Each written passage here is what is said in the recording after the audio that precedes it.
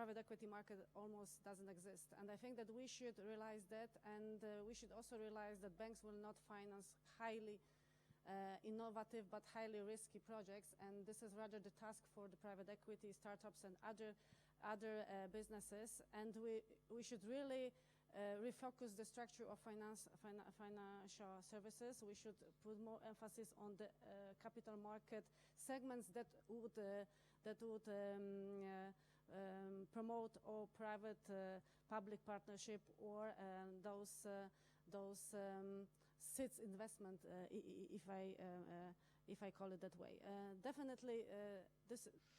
How to reassure the Europeans that this is going to be a worthy investment. Now let's open up. We have 20 minutes now for comments and questions. I have two people who have caught my eye even before we started, and this is Philip Weiler, Senior Advisor at CSR Europe, and Jost van Jersel from the Economic and Social Committee. So if you could identify yourselves first, because it's really, yeah, please. And then obviously I will collect all the other questions and comments and then give the panelists opportunity to speak at the end. My name is Philip Weiler. I work at CSR Europe. It's a European business network on corporate social responsibility. And with the 42 national platforms, it's more or less 10,000 companies. We heard about internal and external challenges, and we know about and their leaders.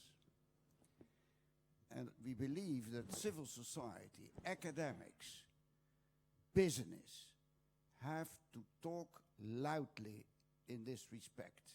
It is unusual for these groups to talk political, but it is fundamentally a political issue, and that has to be addressed as such. I fully agree with many of the remarks made by the three interlocutors, however diverse they might be. But the question is, why does it stop at a given moment? Where is the hurdle? Where is the block on the road? And it is in one word: because countries refuse to give up national sovereignty in favor of pooled sovereignty. And the whole European Union has been established at that time with Jean Monnet on the premise of pooled sovereignty. And we have made, indeed, a lot of progress. There's no question about it, also within the EMU, etc. But in analyzing where we are, a leap forward is needed to realize the banking union, to realize the capital markets union, to realize the single market, to realize the mobility and all the other issues that have been discussed. That requires that all groups have to unite and put that point very clearly on the table. Thank you very much. And if you allow me to say this, you were speaking trustful words about the Five Presidents' report. Rumors are already going on how this discussion will go. And it will stop where Van Rompuy ended 2 years ago. And we need a deepening of the EMU, because in our view, the EMU is the core business of the European Union as such. And if we don't improve the management and the governance and the institutional framework of the EMU, the rest will not follow. Thank you. Thank you very much. Now we have 3 people who want to speak in that section, so perhaps we could have the microphone over. Yeah, if you could keep your hands up, that will make things easier. Yeah.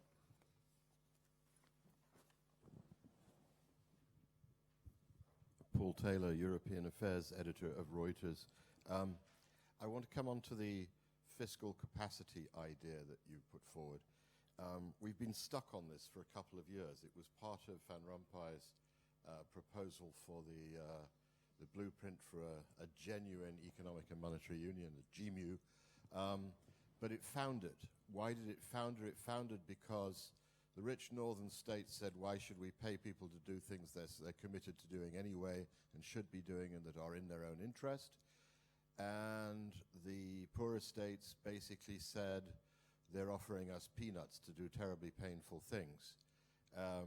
And it might work for a smaller member state, but how big an incentive would you need, for example, to persuade the French to push the retirement age back to 65 rather than 62, or to get rid of the 35-hour week? So essentially, there was a disproportion between what was on offer might have been on offer in terms. More questions on the back, and 9 minutes remaining at this stage.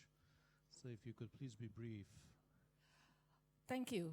Just to add, I'm Nafisa from the Embassy of Malaysia to Belgium and the EU. Just to add about Singapore, to say that democracy has something to do with bad economic performance is not a good advertisement for democracy in Asia.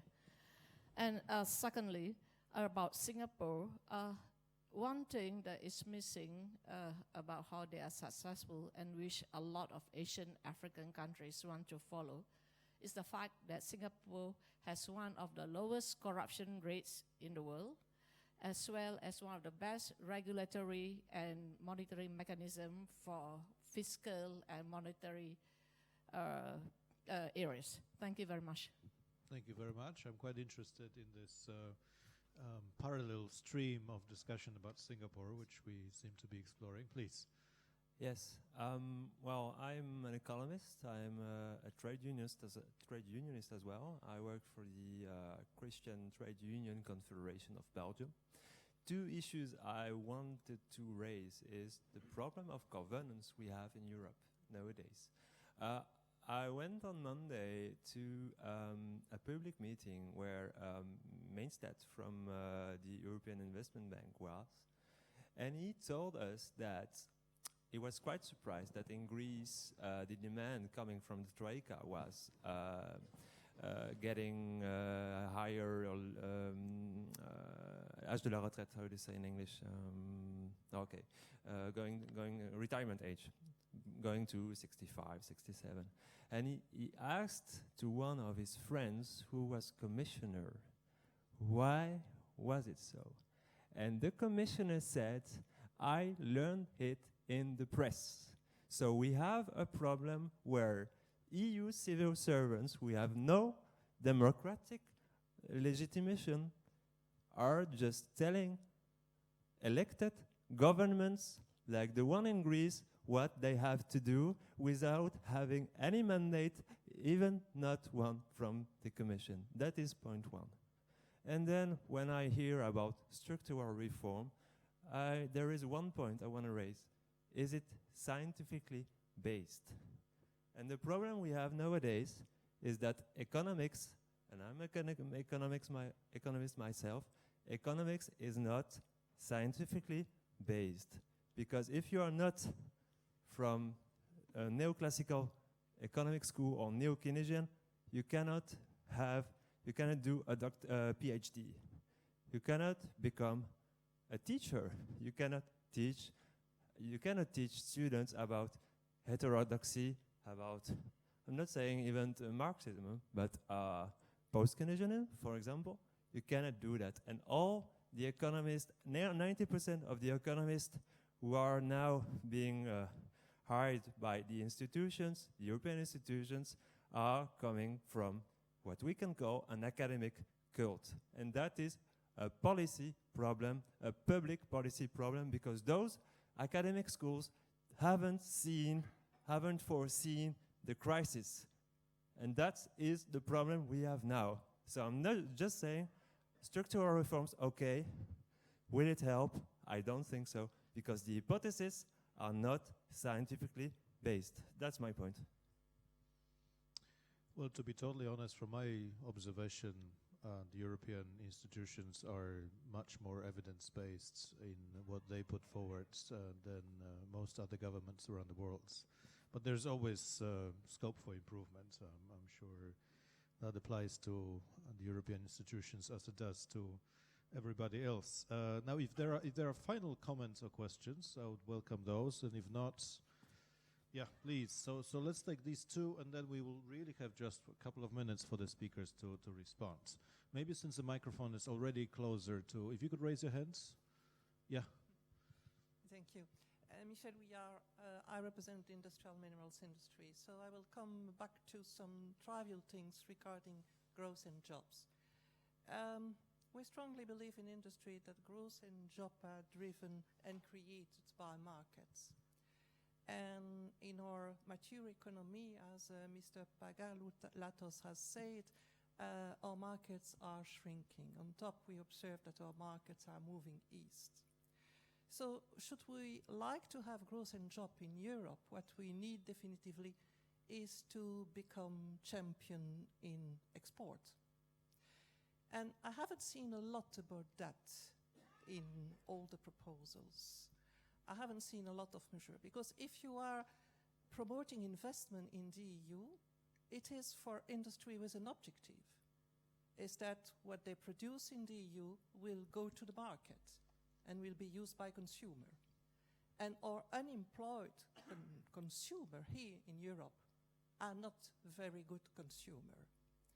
And it's probably why Mr. Pagulatos has mentioned this fiscal change and the move of labor taxes towards consumption and pollution.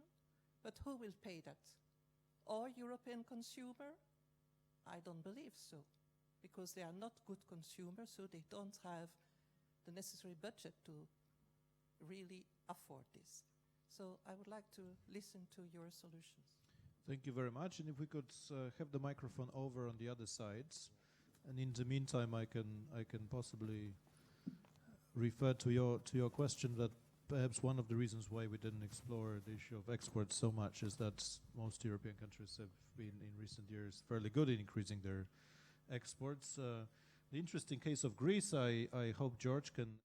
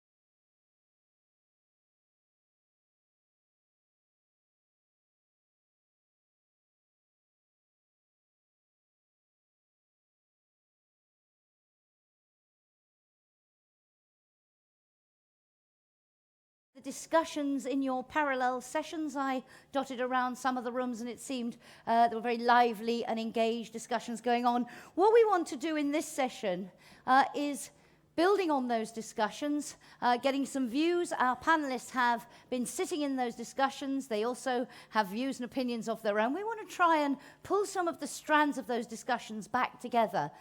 So you've been discussing in those 3 pillars. We want to now come back and say, okay, in light of all that, what do they feel are the key elements of any new pact for Europe, between the member states, between the EU and its citizens? That crucial issue that we started this morning with Herman Van Rompuy talking about, how do we regain public support? So that is what we're going to discuss. Unfortunately, a couple of our speakers are missing, but they will be joining us, most notably Valdis Dombrovskis, European Commission Vice President for the Euro and Social Dialogue. They're in an urgent meeting about Greece, but will be back with us shortly, and they will join us on the stage when they come. Gordon Bainai, who is former Prime Minister of Hungary and now Group Chief Operating Officer at Meridium and a member of the MPE Advisory Group, so very familiar with the work that we have been doing. Another member of the advisory group has been Roger Little, member of the House of Lords, chair of the Policy Network think tank, and a former economic advisor to Commission President Jose Manuel Barroso. He was sitting in, Gordon was listening to the energy discussion, Roger was listening, I think, to the supportive union discussion. Eventually, next to him, Maria João Rodrigues, MEP, Vice President of the S&D Group in the European Parliament and a member of the Employment and Social Affairs Committee. She was on the Reflection Group. And Paul Taylor, European Affairs Editor at Thomson Reuters, who was listening to the discussion on an enabling union. So thank you very much for being with us this afternoon, gentlemen. You have microphones either on your seats or in front of you. As this morning, I don't want them to give us a formal report back on the sessions, but really we're going to dive into a discussion about what these key elements of the pact could be and should be, and get a mixture of their own impressions, but also what came out of all your discussions. So Gordon Bainai, if I could start with you. You were talking, obviously, energy grand project as part of this pact.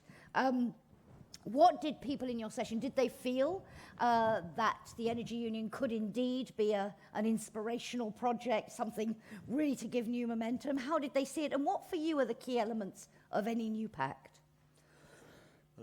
Inspirational is probably not the word I would use for the discussion. It was very sobering and managing expectations to where they should be. Because I think talking about Energy Union, I don't think it's the grand projet is the right approach. Maybe it's the lowest hanging fruit of something significant to be done.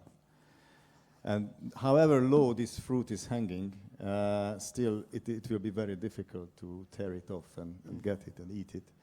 And that's what we have learned from this discussion.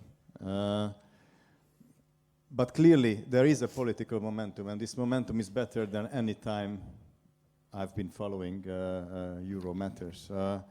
I remember in 2010 we Central and Eastern European countries and some even outside the EU jointly had a conference in Budapest, 10 of us, to initiate what is now the third package, including with Donald Tusk then setting a common price for the whole market at the border of the European Union, which sounded very rebellious at the time. Again, many member state interests, larger, more Western countries.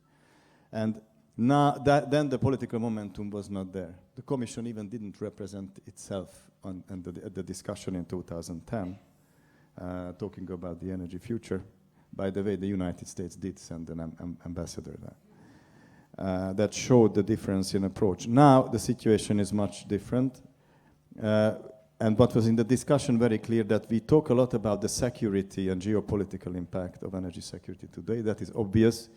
And what happened in the Ukraine and Russia has made it clear for many people, even for those for whom it was not clear before. But there are some other aspects. And what was less discussed in this debate, the competitiveness issue. That what happens in the US in terms of shale revolution has made the US economy incredibly more competitive Not that they were not more competitive before, but to us, and we have to catch up in terms of efficiency. Now, my conclusion of this part of the debate is, it seems that the Commission is doing its job. They have a paper, they are doing the roadshow going out to each and every member state. We got very good signals back that from the visits taken until now, they have got only positive feedback. They met prime ministers and ministers, and all of them were positive about that. And it's difficult to see who would really lose from having a proper energy union inside the EU.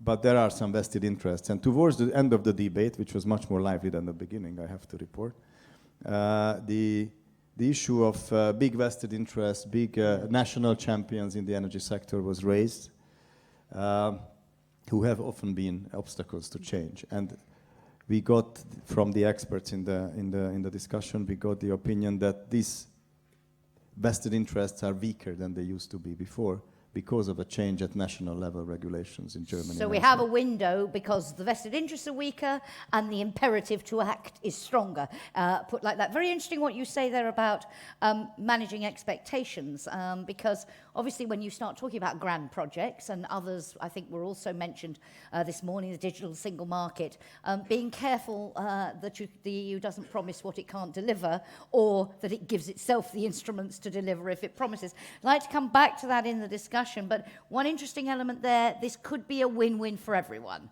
So it would tick that box, which has been identified by the report as so important. Roger, from the perspective of the supportive union discussion, and more broadly, in your view, do we need this new pact? And if we do, what for you should the key elements of it be? How important is this supportive element? Well, speaking as a pro-European, and as a European, I'm very strongly committed to the idea that we need some kind of new social compact as part of reviving the European project. Speaking as a Brit, I have to say that the political consensus for this in the country I know best is not very large. You surprise me. And I think that my sense would be that this would be an initiative that the European Council and Mr. Juncker might want to postpone until after the British referendum. So I suspect that that is the political reality of it. However, I am very strongly committed, as I say personally, to this idea of a new social compact. The reason for that is that, let's put it this way. I think that there was a consensus. I think Lucas Tsakalis had it right this morning, that the economic integration provided the dynamism for growth, and national welfare states looked after the distribution. I don't think that we can assume any longer that is going to work. First of all, because we may be locked into a long-term divergence of economic performance between different parts of the Union, which is a very serious problem. I've just actually, can I do a little bit of advertising? As long as it's a 30-second break, ladies and gentlemen. There's a policy network report that's out yesterday called The Social Reality of Europe After the Crisis, which points up some of the facts and figures on this scale of divergence. And I contributed to this, wrote bits of this myself, and I do think that reality is something that isn't going to go away, and particularly if there is not really big progress towards Eurozone fiscal integration and getting a much better economic governance of the Eurozone. So I think divergence is with us. And the second reason is that I think that the political support for Europe is being eroded by populism on the far left and on the far right, and that we have to have a social offer. Europe has to have a social offer to counter the increasing divergences between member states and within member states and increasing inequalities. So I think it's, sorry, I've gone on too much, but I actually think it's essential. Thank you very much, and hopefully we can come back to some of the sort of detailed elements of what that compact might contain. But Maria João, welcome back. The participatory union, this aroused a lot of discussion. One thing I was struck by, they were talking about different forms of legitimacy, whether it's the legitimacy of the process, whether it's the legitimacy of what comes out of it. But there was something identified, which is even if you do, we talked this morning about providing channels for transnational debates and so on, but a sense that even when these tools are provided, they aren't always used. So the challenge is not just to provide the fora, the ways for the public to get engaged, but then somehow make them actually do it. In what respects, how do you think the Pact can help in this area? Jackie, first of all, I would like to apologize. I'm arriving late, and let me tell you why. The reason is the same reason why Vice President Dombrovskis is not with us yet, because we were both in European Parliament session just organized in urgency because of the Greek case. So that's why I was late, and that's why he's still not here, but he's coming. He's on his way. I know he's coming. Come. Oh, addressing your issue. Well, of course, we know that much better can be done regarding the way of European institutions operating to create a sense of accountability, transparency, when it comes to the relationship with citizens. I would say that a lot depends on what happens in the media sphere, in the European public sphere. Because we also miss European media to make this connection between the discussion on European issues on one hand and the way citizens are perceiving this discussion. But then, of course, accountability can be improved at all levels of governance, starting here in Europe, but the national level, a lot on the regional and local level. This was one of the outcomes of the workshop this afternoon. Nevertheless, Jackie, I would like to come back to the point made this morning when it comes legitimacy. Because I agree with those who said this morning that legitimacy of the European Union depends most of all on delivery. And delivery now is really very demanding because Europe is confronted with new challenges, peace, immigration, climate change, energy. But I would argue that in order to cope with these external challenges, we need to strengthen internal cohesion. And the paradox we have is that, on the contrary, we are losing internal cohesion, exactly because of the problem Roger Liddell just emphasized. We are having internal divergences at the scale we never had. And this is very interesting to have some wise voices coming from UK, by the way, with new reports on this reality of internal divergences, and claiming that in order to address these divergences, this scale of divergences, and in order to deliver and increase legitimacy, European Union needs to build up stronger European instruments. And these are also the conclusions of our report, the second report, is that we should combine, and Lucas Toukalis just mentioned to this morning when he was referring to not a grand bargain, but a small bargain. And I would say I agree with him. We need to be very precise on which are the key elements of a core deal, a core pact, and I agree they are basically three. They are reforms to adapt to the new global context and the need of green transition and so on. So we need some kind of reforms. So we need to discuss concretely what kind of reforms. Then second point, investment. And third point, some supporting and caring capability, because we can no longer only rely on national welfare systems. And I would argue this is indeed the core of a pact. The problem is the how. Do you want me to tell you now something about the how? Let's come back into the how in a Okay. moment, if we could. Let's try and identify those key elements first, and then how we're going to get there as a second stage. I just want to complete the picture with our enabling union, and you mentioned there, Maria João, investment, and we discussed quite a lot this morning the enabling union element. And I'm struck here, and make a link, Paul, if I might, to what Gordon said about the managing of expectations and being sober. The challenge for the EU here, it seems to me, remains, unless we change the instruments and tools, this remains a member state competence fundamentally. So this enabling union, can we deliver an enabling union unless we do actually take a rather ambitious approach? Well, I think it all depends what you mean by ambitious. In this town, when people say ambitious, they usually mean that they want to change all the institutions, dismantle what's left of national sovereignty, and pool everything. So there are other forms of ambition than that.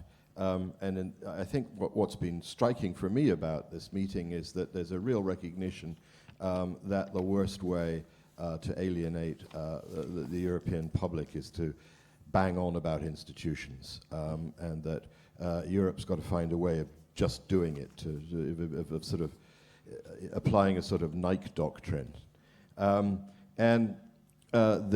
of the ideas are there on the table. The ones that in the workshop I attended were front and center were the stimulation of public and private investment. The Juncker Plan's a great start. I think people generally thought, even if some people thought that the leverage ratios were surreal. Others, I think, feel that people who know the markets think that these are achievable and have been, in fact, achieved in the past by the EIB. But that's not going to be enough, so there's going to have to be more done to stimulate also with public investment in what are known as key enabling technologies. I can't reel them all off for you, but those who in here know what they mean, know what they mean. The second thing was a sense that the banking union and so on that did come through during the crisis is still incomplete. And we may see just how incomplete it is in a few weeks' time if things go pear-shaped in Greece, which is not necessarily the outcome, but it's one very possible outcome. And therefore that we need as soon as possible to get a proper fiscal backstop for the resolution system. Deposit insurance wasn't mentioned, but that also, I would remind everybody, was one of the legs of the triad at the outset, and in my view should still be. And therefore, we have there's a sense, and I have a strong sense, that there are things which the crisis moved forward. Yes, the narrative that Europe did move forward in closer integration because of the crisis is true, but it's also true that there are steps that the European Union balked at, that the member states balked at, that are really important steps that would change qualitatively the nature of the Eurozone. Not of the EU 28, but of the Eurozone, and I'm thinking in particular of common debt issuance in some form. And there are proposals that were drafted by the Commission at Olli Rehn's time, rather timidly, but are there. And that's a blueprint that must be ready for the next crisis, because as Guillaume Closser pointed out, it's very likely there will be a next crisis, and the next crisis could be as soon as the next few weeks. Finally, then, structural reforms and how you incentivize countries to do difficult, unpopular structural reforms. There are, of course, the usual challenges to whether the structural reforms were necessary, were just, and so on. The fact that one of our speakers cited Singapore as a model was not unanimously applauded because some people seem to think that Singapore wasn't much of a democracy. But yes, in terms of its economic priorities and the way in which it's used education and so on to move itself up the value chain, there's certainly lots to be learned there. But the question is, could the Eurozone somehow, and it is again the Eurozone rather than the EU 28, come up with a fund, a fiscal capacity, to use the jargon, a Eurozone budget that could actually provide incentives for people to do reforms and act also counter-cyclically as a tool for sort of absorbing the shock. Now, I think that this idea obviously has been around for a couple of years. Van Rompuy tried it, ran into a wall. The rich member states said, why should we pay the poorer ones to do things they should be doing, anything into which they've committed? The poor member states said, this is peanuts, we're not going to risk civil war or general strikes for a couple of 100 million. So that still needs to be, we still need to find a way of adapting it. My personal humble suggestion, which is purely a personal idea, is that we should use such a thing for some kind of European fund for apprenticeships, drawing on the best practice of countries like Germany and Austria, which are spectacularly successful in getting young people trained and into employment through that. That's something that we could share, and perhaps if we told the Germans and the Austrians and people like that how much we admired and respected their system, it might encourage them to loosen their purse strings slightly and shell out for it. An interesting approach. Thank you very much, Paul. I'll stop there. On this question, and you said, when I said, use the ambition word, and you said ambition means, we're not talking about dismantling everything, but you said also in the crisis we did a lot, but we balked at some of the steps. Can I ask the rest of you, and you mentioned the fiscal capacity idea, which, as you say, so far hasn't flown. How ambitious do we need to be? Because if we are to deliver, and this goes back, Gordon, to your point about managing expectations, actually, is that the way round? Should we manage the expectations, or should the EU look in some areas to give itself the instruments and the tools that it can meet higher expectations? So do we sort of lower everything down and say, don't bank on too much? Or is the way now the only way to regain public support, to show that Europe really can deliver, and that will mean being a little bit ambitious? A thought from you all on that, if you would. But Gordon, please. Well, I think the European Union, all throughout its almost 70-year history, it was a kind of project done in disguise. It was a technocratic project and not a political project, really. The average European citizen thinks of Europe on its own horizon when sort of there are undiplomatic treatment of leaders at the European Council, introductions or something like that. But otherwise, they don't see that. So I think what happens is the European project is losing its legitimacy because it's taking fiscal policy to Brussels from the national capitals. Because there are many pieces of sovereignty that you can give up without your voters realizing it. But fiscal policy is the heart of every politics. Because fiscal policy is clearly about how much we take from certain groups in the society and how much we give to other groups in the society. That's the heart of politics. That's what all elections are about.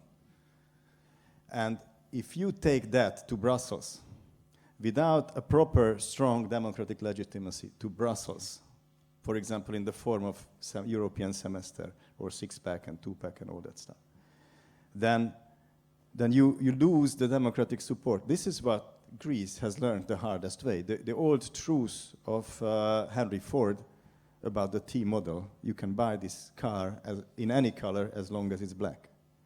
That's what Greece has. They have the forced government, consecutive government, changed one after the other because the Greek people didn't like the policies, but the policies they got back was always the same because governments these days, and I was an early victim of or not victim, I didn't feel like a victim, a witness of that, is that you get some mandate from your parliament at home or your voters, then you come to Brussels and you sit with 27 similar guys in a room, and when you talk about your voters, they say, we have voters too.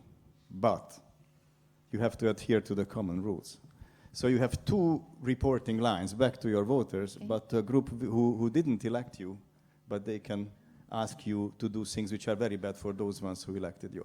So as long as we don't find a solution to this legitimacy issue, then Europe may overstretch its democratic capacity and can break up on this issue. The crisis of European legitimacy is the next crisis after the fiscal one. So if you were to prioritize those pillars that the new Pact project talks about, you would say, first we need to solve the participatory element, otherwise the rest cannot work. But I'm wondering, Roger, is your social compact part of the answer to this? Because you said, you move your fiscal capacity, your sovereignty in this area to Brussels without people have felt the countervailing sense. And this is why this debate about the social dimension of EMU, which has come to the fore during the crisis. So do you think your social compact is an answer to the point Gordon's making? Could I just make up my view of what Gordon has Yes. said? Because I think I don't think that full federalisation of fiscal policy is essential. I don't believe that. I don't believe that Brussels should be telling you how much you tax and spend, whether you're on the left or on the right in terms of the size of your public sector. I don't think Brussels should determine what you spend, what nation states choose to spend money on. Now, I think that there is a strong case for more social investment and looking at inequalities in welfare states between the generations. I think those things need to be looked at, but I don't think there should be Brussels diktat on those things.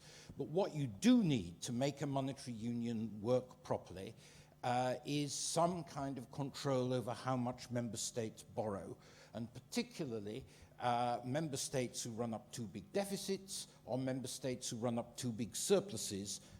They need, the Commission needs to have powers to say, no, you can't do this. And if we don't institute that, in my view, you will always have a Eurozone that's suboptimal. And can I tell you that this isn't some new revelation. When we were debating, and I was very strongly in favour of Britain joining the Euro when I worked for Tony Blair after '97, we had these debates, and one of the points that Ed Balls and Gordon Brown used to make was exactly this. The thing won't work unless we have these powers over fiscal policy. And it's likely to get itself into a mess. Okay.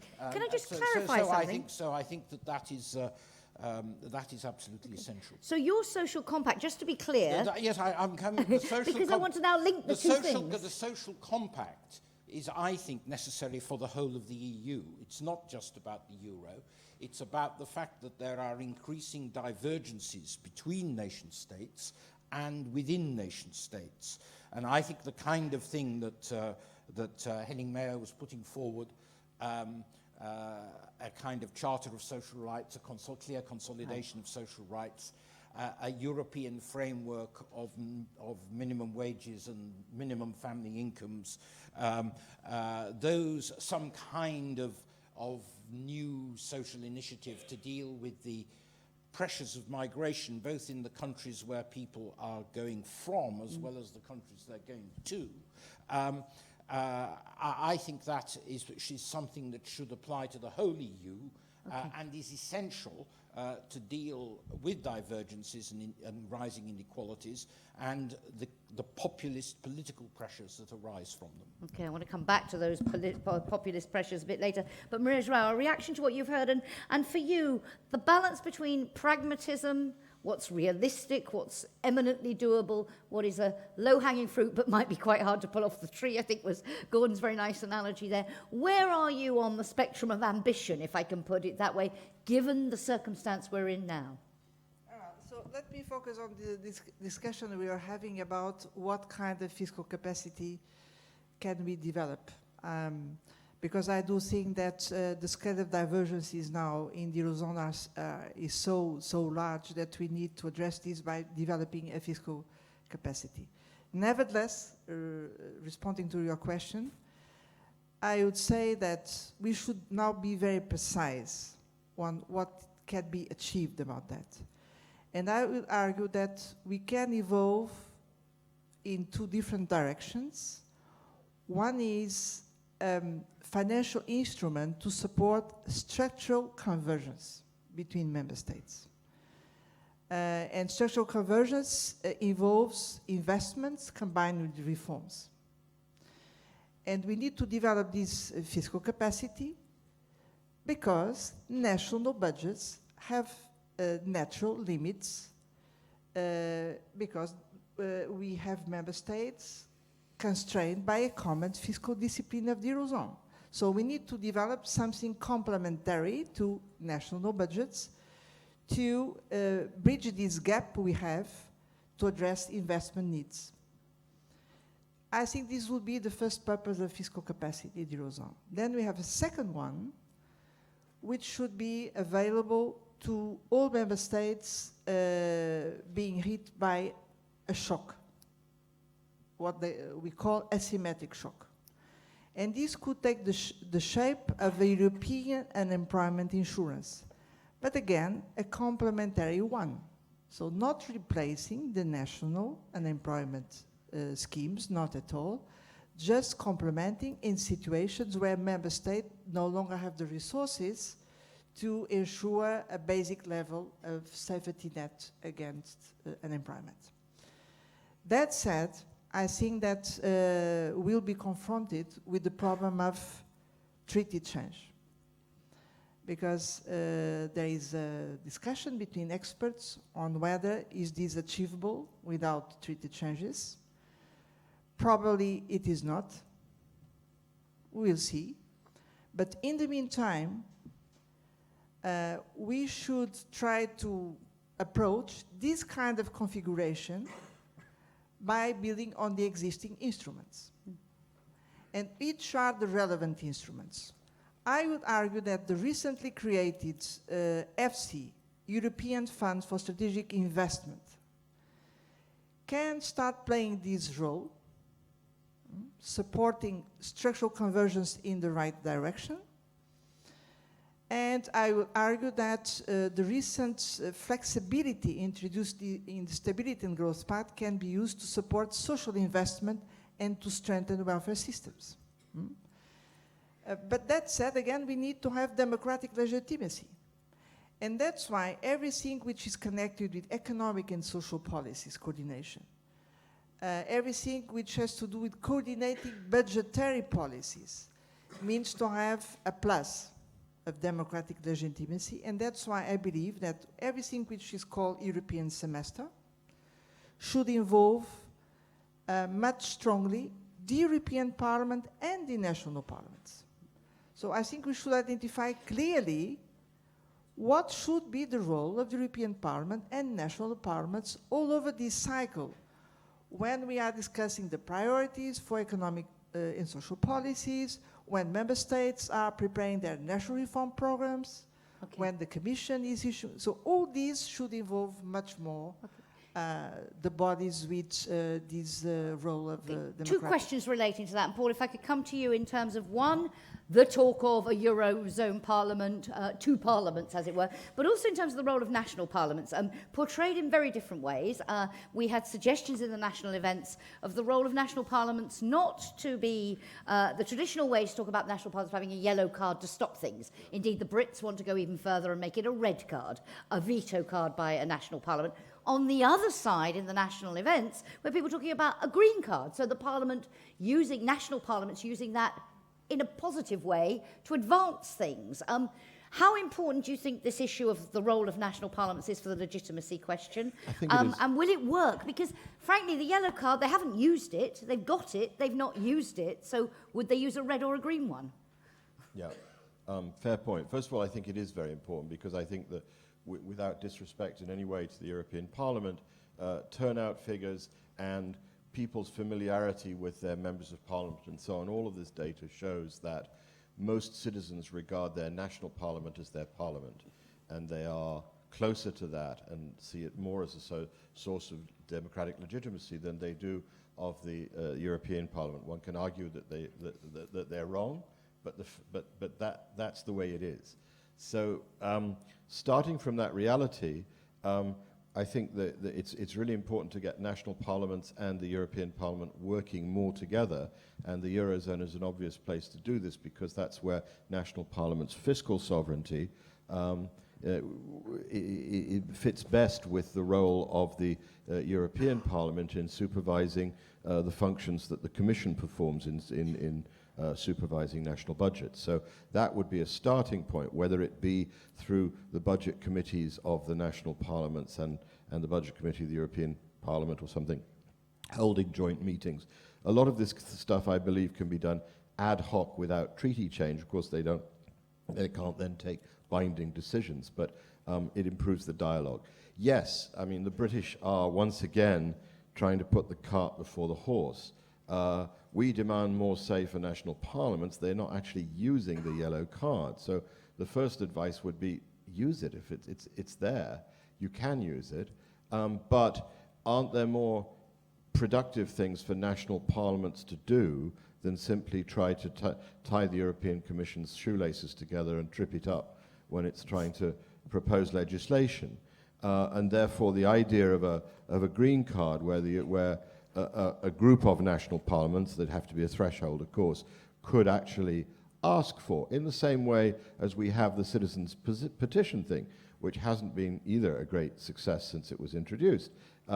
But national parliaments being able to gang together and ask the European Commission to make proposals on something, yeah, I think that would help as well. Something that would work. Roger, as a member of a national parliament, and could you perhaps comment on this, their role and how it could be enhanced, if you think it's important? And while I've got you and take advantage of this, could you perhaps shed a little bit light on what Euroscepticism in the country you and I know best, what does it actually mean? And what is it? Is it fundamentally withdrawalist, or what is the peculiar nature of British Euroscepticism? Just 2 words on that, if you would, because it's something that's debated endlessly in this town. I'll relate it to national parliaments. If you would, yeah. I mean, I think in Britain, the House of Commons Scrutiny Committee of European Matters is totally ineffective, basically because it's dominated by anti-Europeans who don't want to improve European legislation. They want to get out altogether. So it's a completely useless body. It's a paradox that the House of Lords Select Committee on Europe, of which I should declare an interest as a member, is actually a much better respected body, totally appointed and democratically illegitimate House produces this rather constructive committee. And it does look at proposals in a serious way. I mean, I think on national parliaments, this is a relatively easy win for Cameron, because isn't it self-evident that if, let us say, half a dozen national parliaments don't like some commission proposal that's been put forward, that there is going to be a blocking minority on the council to prevent it proceeding. So I don't think, I think that it's self-evidently the case that if there is a significant group of national parliaments, you'll have a significant group of national governments who are going to say no. Or to put it another way, the red card is a red herring. Yes. So, but in public terms, it's not going to help much, is it? People to feel that the EU is more legitimate if they don't use it. No, they've got to be more scrutinous. I mean, one of the things about the British debate is that you could make ministers far more accountable to the House of Commons for the decisions they take on European matters. And the bureaucracy, which is a very super Rolls-Royce bureaucracy in the British case in terms of our wonderful European officials, but they strongly resist that because they think it prevents them doing deals in the British national interest. But if your main concern is transparency and accountability, you could do far more to make ministers accountable to their national parliaments. Okay. I'll get a reaction from you on that in a minute, Gordon, but just on this question, 2 words on British Euroscepticism and why it's so peculiar. Look, there's a number of different elements to it, which just let me quickly explain. First of all, there's the people who never wanted to join and still want to get out, who basically think that any interference with the sovereignty of the House of Commons is a betrayal of a fundamental democratic principle. The House of Commons they attach, huge priority to the sovereignty of the House of Commons. It all stretches back, to Magna Carta and the Mother of Parliaments and all of that. Therefore, being a member of an entity like the European Union, where you automatically have to implement rules that someone else has made, where you have to obey the jurisdiction of a court which is beyond your sovereignty. So it's ideological. That is one element, but it's not the driving element at the moment. What Cameron has got to do, there are 2 elements really. Briefly, if you would, Roger. Yes, sorry. all right. I think it is important. There are 2 elements that Cameron's got to deal with. One is the people who want to think that they are part of a common market, but not part of a political union. Yeah. And this is why he bangs on a lot about ever closer union. Because if he gets what he wants, an ever closer union, he's going to say in the campaign, I've got us out of the political union, we'll never be part of the United States of Europe. Not that I think the United States of Europe is very likely, but we'll never be part of the United States of Europe. We are now, I've now ensured you're part of the common market, which is what you voted for in 1975. So that's part of the argument. The other part of very the briefly, I'm sorry. The other part of the argument is that being part of Europe is, as the Eurosceptics say in a very unpleasant way, it's being tied to a corpse. It's a failing economy. And that what Britain ought to be doing is getting itself away from all these dreadful European regulations which tie us down and hold us back, and going out and winning business in Asia and re-establishing the British Empire in other parts of the world in order to thrive. We get the sense. And actually very relevant when we talk about this broader public perception of the EU, because elements of that creeping into the debate, and most extreme and beautifully and eloquently explained by Roger there, but it is everywhere. Coming back to this point, Gordon, of legitimacy, as a former Prime Minister, is giving national parliaments a stronger role, whether it be green, red cards, whatever colour they may be, or another way, making the scrutiny system work better, is that for you part of the legitimacy answer, or is it more fundamental than that? Depends how you do it. You should always remember the sort of the agent problem of politics, that very often politicians as agents between the public and sort of where they sit and what they sit there for distort the system. So a question whether these, let me give you a very clear example. European funds, I've been dealing that for a few years in my country. European funds come from other nations' taxpayers. The projects are usually approved and designed by the previous government because of the time they need. And always the current government cuts the ribbons, but they have little to do with that. And that happens with most of the positives of the European project are always taken as national government level success. And all the problems are shown elsewhere outside. With the fiscal problems taken on the back of the European Commission, the Commission has begun to be IMFized. Like in the 70s and 80s, the IMF was the bad guy, while very often putting policies on the neck of bankrupt states in a good sense. Now, Brussels have become the common enemy.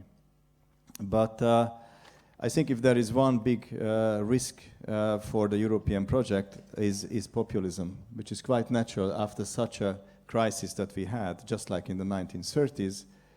You have populism up and coming. And if you are a populist politician, there are two routes you can choose: social promises or identity politics. These are the two options you have. If your social promises are not credible, then you have to go for identity politics. And you see social form of populism in Europe, like in Spain or partly in Italy and partly in Greece, and national kind of nationalist politics. And Brexit is a kind of nationalist populism. And that links back to what Van Rompuy was saying this morning about political leadership. And he said it seems to be, I'm the leader, therefore I must follow. And as the populists take us in certain direction, the mainstream is following rather than trying to pull them back. But somebody else said, I think in one of the legitimacy discussions, you always have to look behind. No, it's Danuta Hübner. You must make sure, yes, you need to lead, but you've got to make sure that they are coming with you at the same time. Maria Joao, you want to come in with a very short one, and then I'll go out to the room. Okay, Jackie, I would like just to remind one of the central conclusions of our second report about the need for Europe to go back to a win-win game, because in the meantime we lost this win-win game. And for this we need, in fact, a pact, but then we were asking pact between whom and whom. And I argued, of course, we need a pact between member states. This will remain very important. This is the traditional way of making European politics. But I believe there are other dimensions now in European politics. We need to have a pact between European institutions to have a proper balance between the Council on one hand and the European Parliament. And Parliament on the other hand is also very important. I would respect the Commission's initiative role. This is a very important feature of our political system. But then I think that we also need this pact between the EU and citizens. And in fact, a pact among citizens. And this is the most difficult thing to achieve. Because we need to restore the sense, I would say, of fairness. That in the end, this integration process is a collective adventure which is worthwhile because it's creating opportunities for all those who are involved.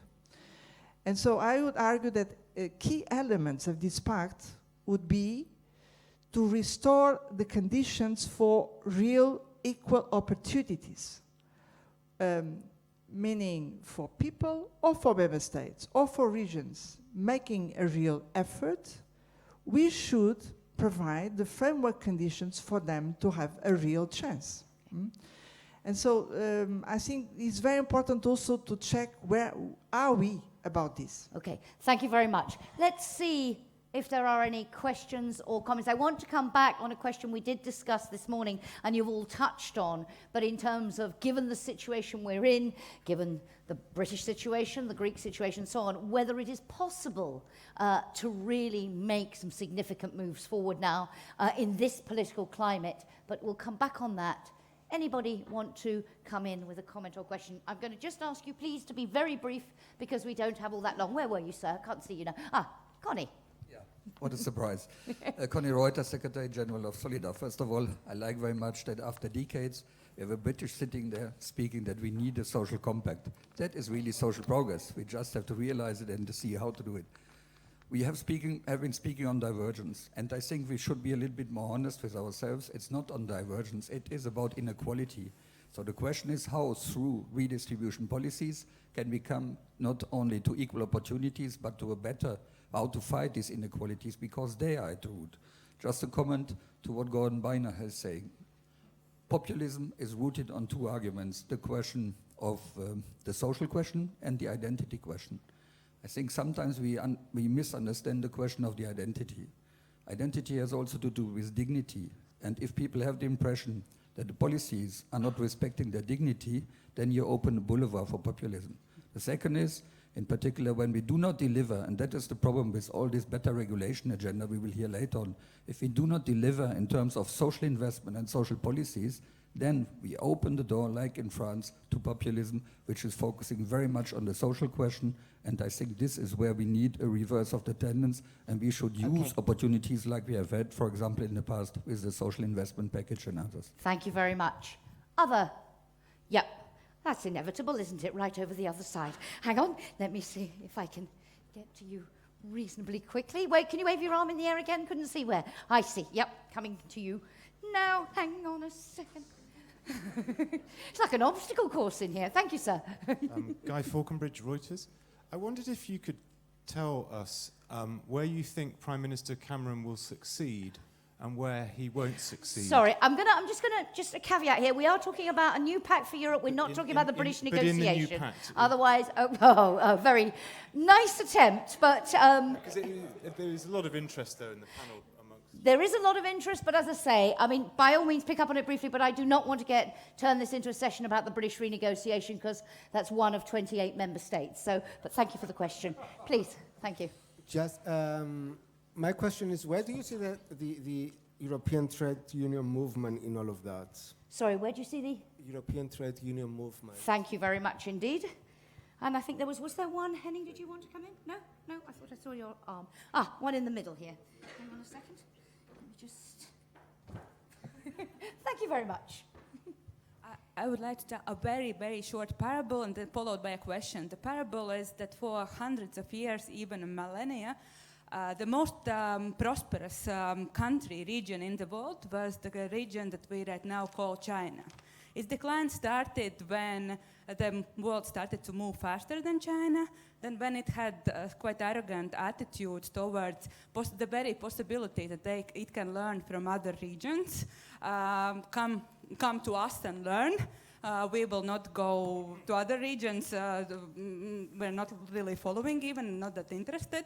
And the third thing was that it got stuck in reforming itself internally. I don't know about you, but I see really clear parallels with the European Union at the moment. So my question to you is, I know that there is a thought experiment that could help us maybe to reorient our thinking to a more global level. So if you could imagine the world in 20 years, if the current trends continue, where is the place of European Union and where it should be? Thank you very much indeed. Thanks. I'm going to come back now. Can I just expand that question about trade unions? In the session on participatory union, there was quite a lot of discussion of the role of civil society more broadly. We had a question this morning about the role of business in all of this. And I suppose, we're talking about a pact and what should be in it and how, in some senses, we do it.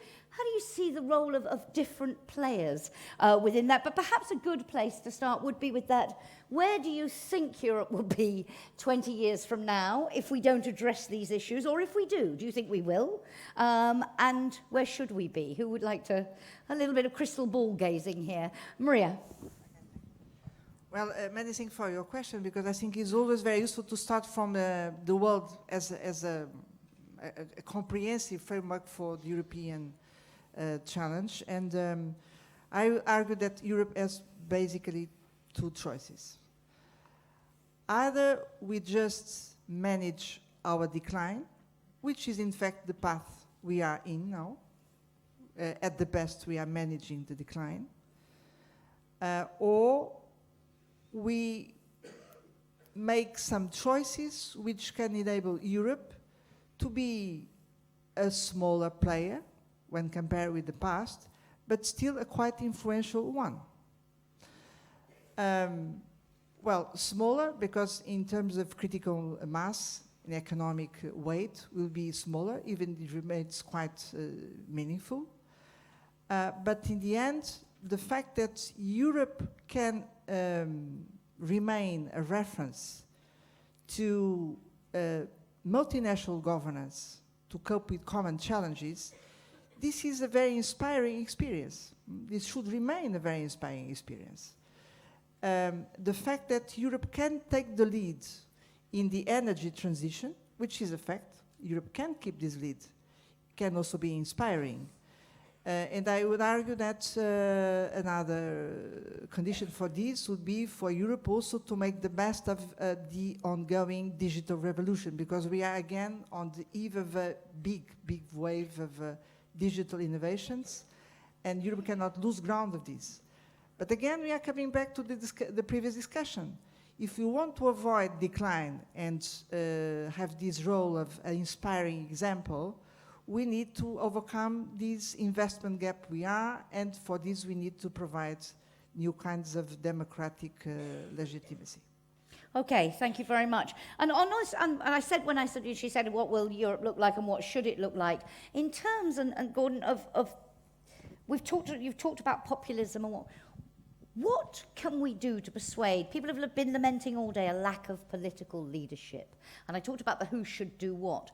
What can we do? And Herman Van Rompuy didn't want to answer this question, but I'll ask you as a former Prime Minister, to say to political leaders now, how to convince them that they need to show some leadership and some courage at this point, or in 20 years' time we might not be where we want to be, we won't have addressed these issues.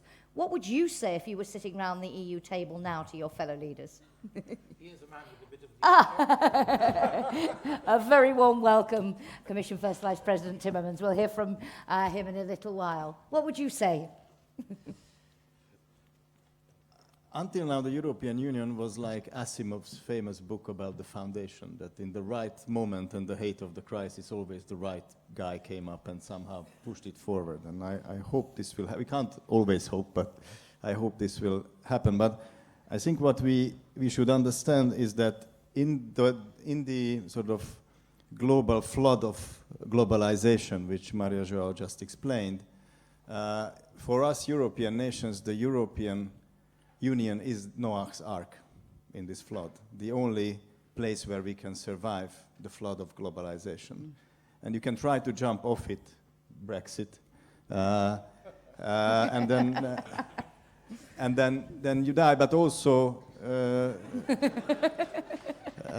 then also the others will be less and less powerful on that Noah's Ark. So I think what we need to understand is that the only way for us European nations to keep as much as possible from our European lifestyle, we can't keep it as it is today, but to keep it and develop it and progress it is to stay together and develop together. And now, at what speed and how we get there, there are some very obvious things like the energy union that we discussed today, or the digital union, or the single market, or a good quality TTIP, where we use Europe's market as a weapon, in the good sense, a negotiating tool to get good deals from others.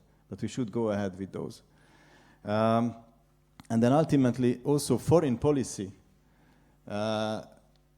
We learned the hard way that monetary policy without a common fiscal policy is toothless. Now, foreign policy without a common security policy is also toothless. Common defense, let's be precise.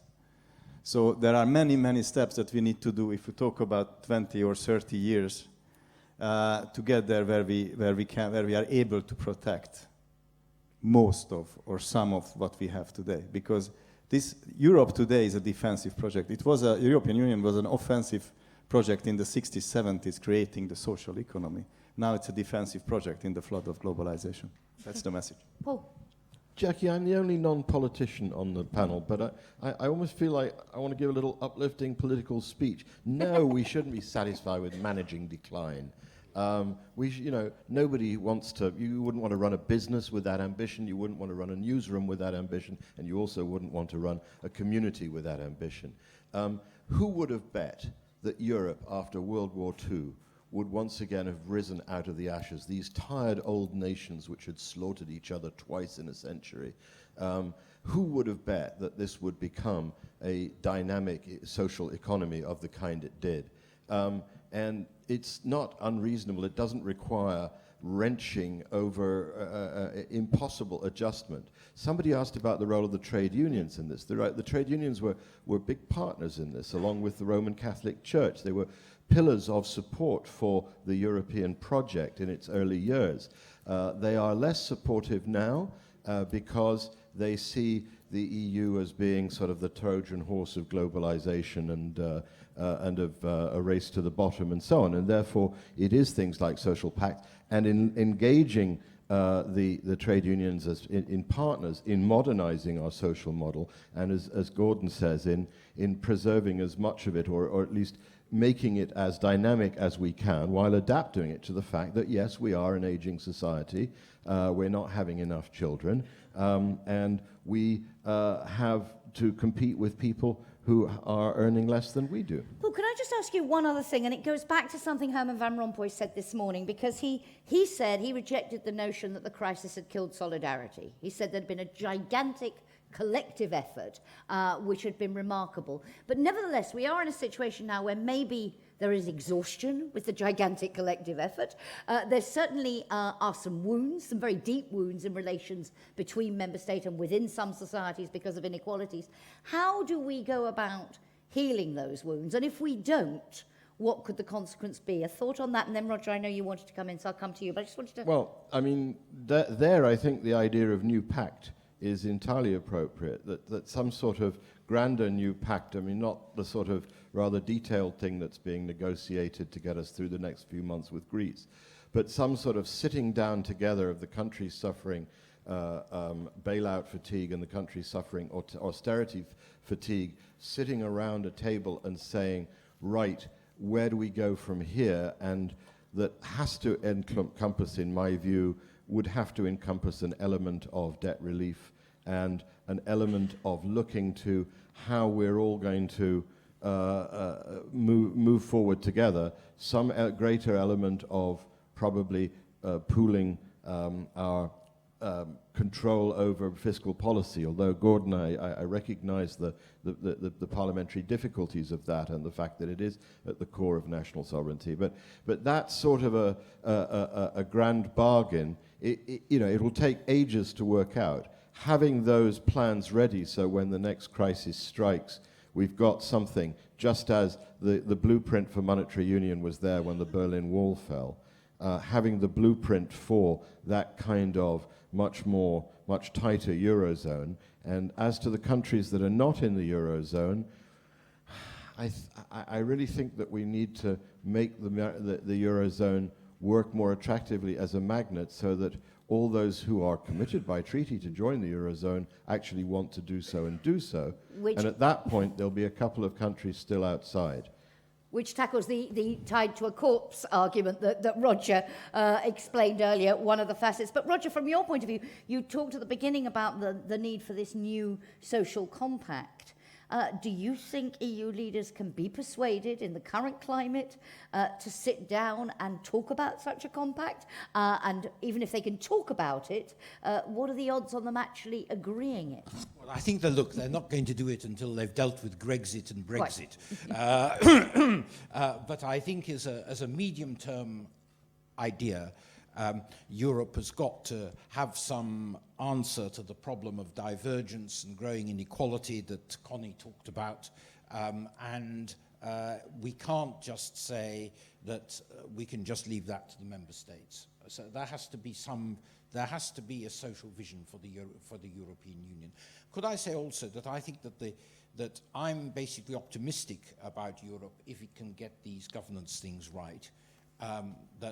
That I think that the kind of thing we've got to get better at in Europe is we've got to get better at social mobility, because we've got a tremendous talent in our population, but there's too many really talented people being brought up in deprived homes who don't get the chances that they should. We've got to get better at integration of migrant communities, and I think that's where we've not done, actually in Britain we've done quite well, and there's an enormous talent coming forward from those communities now, contributing greatly to our country. I think this can happen across the whole of Europe. I think we've got to have much more family-friendly approach to our welfare policies.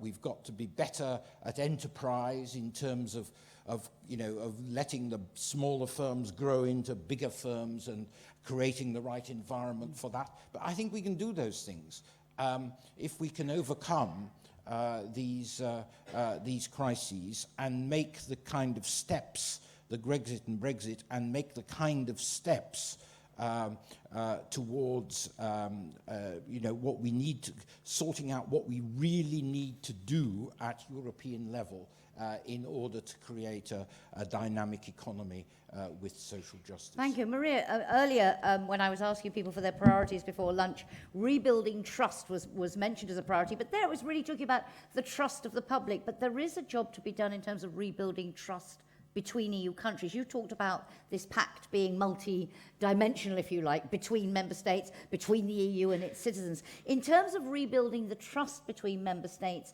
healing the wounds so that we can make progress on these issues that you've all been talking about, what do you think the key there is? I mean, I think Roger's saying, well, we have to deal with this immediate, particularly the Grexit issue first. But what is the key if we are going to take up some of the ideas we've been talking about? How do we get to a place where that is even remotely politically feasible? Well, Jackie, I would argue that, and now we are close again to relaunch this discussion on the future of economic and monetary union. I would say that the terms of the pact could be framed in such a way that we ask a certain effort from member states, but we can compensate them with some kind of European solidarity. This should be the rationale behind the pact. So let me give you 2 or 3 examples. When it comes to the banking union, we would say, well, if member states want to count on a common solidarity to deal with bank restructuring, they need to accept to have a common bank surveillance and regulation. Then on the economic pillar, if member states want to count on a complementary investment capacity or fiscal capacity, they need to accept to comply with a certain reform effort.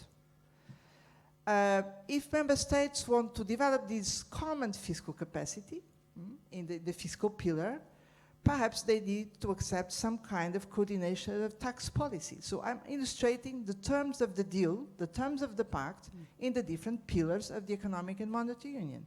But let me conclude with the social dimension, because this is perhaps one of the most tricky grounds to get a spirit of new pact. Let's take the problem of mobility. I really think that we need to frame mobility as a positive right in the European Union, in the single market. But that said, we see now the trade unions, the public opinion, divided about that, because some are afraid of social dumping, and rightly so, and others are afraid of very high unemployment or brain drain. And I would argue that we need to frame mobility in such a way that we prevent at the same time social dumping on one hand and brain drain and high unemployment on the other hand. So what is the proper response for this?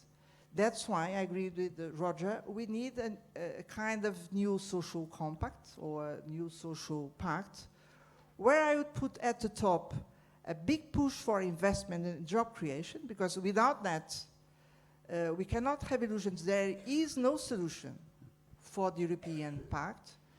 Then commitment with social standards, but they need to be updated when it comes childcare or lifelong learning, so we need to update our list.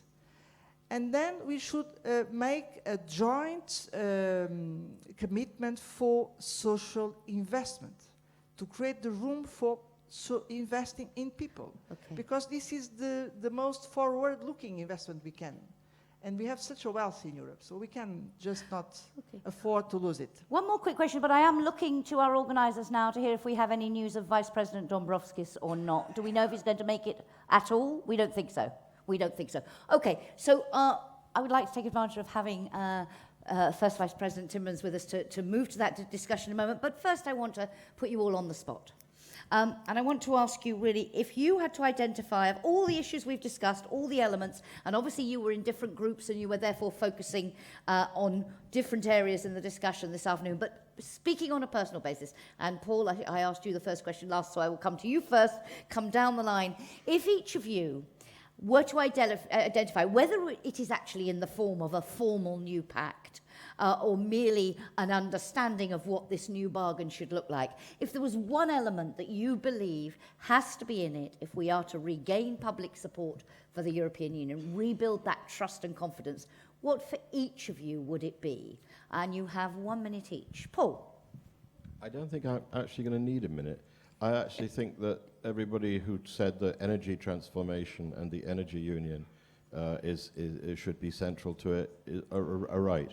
I think that's something we can build on. There's lots of course, lots of landmines within that about national energy mixes and the distortions or other or market solutions that are in order to move from transition from fossil fuels to renewables and so on. And of course, there are the incumbents who are lying in ambush and who are not going to take it all lying down. But I still think that that's something that people can see. It will affect their electricity bills, their gas bills. It will affect the way the cars they drive. It will affect the solar panels on their roofs and possibly even what they do when they flush the toilet. And therefore, and of course the light bulbs that they have in their rooms and so on. So it's in people's lives, it's in people's families, it's in people's homes, and Europe can make a difference collectively. Okay, so focus on a grand project to provide that new momentum and that new sense of what we're for. Maria? Well, my choice for the critical factor, to create a future for the youngest generation. This means quality jobs, this means well-being, environment, this means real chances for participation. This is my guess. Thank you very much. Roger? In the immediate term, I would go for developing the Juncker investment plan to invest in energy infrastructure, but also I would like to see it developed to support social investments like in apprenticeships and vocational training and retraining for people who are unemployed that will pay very, very high social returns. But that will the basis of that has got to be conditionality, and member states have got to be prepared to implement national reforms. So that bargain, that mutual responsibility as well as solidarity is central. Gordon, you have the last word. I don't know if it's good or bad, but I would say I started with managing expectations low and overperform it. Now I finish with what you need is get quick wins to restore legitimacy, because two things can legitimize a democratic participation or delivery on positive sort of affecting life circumstances. The two quick wins that I have in mind, one is the energy union. That's a low-hanging fruit, as I said. The other one is the Juncker plan is going in the right direction. You need investment across and linking up Europe. But let me make a sort of expert remark, because that was my profession whenever I was not prime minister for a year. Investment. The problem with the issue around the Juncker plan, it's going in the right direction, is we don't need more money, more public money in that. What we need is projects developed, prepared, managed by governments. That's what is missing. So they must be shovel-ready, practical, and there's a huge amount of deliver. public money, especially with quantitative easing, that would go and finance these projects. The issue is, can governments deliver on those public projects? So you need these two quick wins, and if you have them as legitimizing factors, then you have to make that legitimacy constant by the democratic alignment of centralized fiscal rules. Then you need centralized or European level democracy. Ladies and gentlemen, will you join me in thanking our panel very much indeed? Thank you to you all. Thank you. You may return to the comfy seats. Thank you for acting faithfully as rapporteurs, as well as giving us your own opinions. Very insightful indeed. It is now my pleasure, and could I just say, if anybody is in contact with Commission Vice President Dombrovskis's office, should he arrive, we will find a way perhaps to bring him on the stage to join the discussion I'm about to have, or whatever might work. But let us move on and take advantage of the arrival of Frans Timmermans, first Vice President of the European Commission, responsible for better regulation, interinstitutional relations, the rule of law, and the Charter of Fundamental Rights. Please, sir, you should start walking up when I get towards the last one. Do come and join me. Make yourself comfortable. There is a microphone. So good to have you with us. We have been discussing all day the key elements, where we are now, the State of the Union, some senses, and Herman Van Rompuy this morning talked to us about some of those glimmers of hope that things are better than they were, but obviously a long way to go.